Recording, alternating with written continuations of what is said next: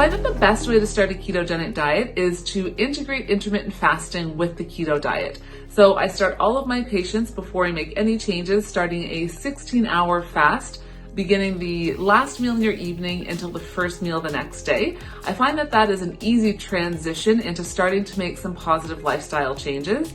My next step is, now that you have 2 remaining meals in your day, is that only one of those meals can contain a carbohydrate.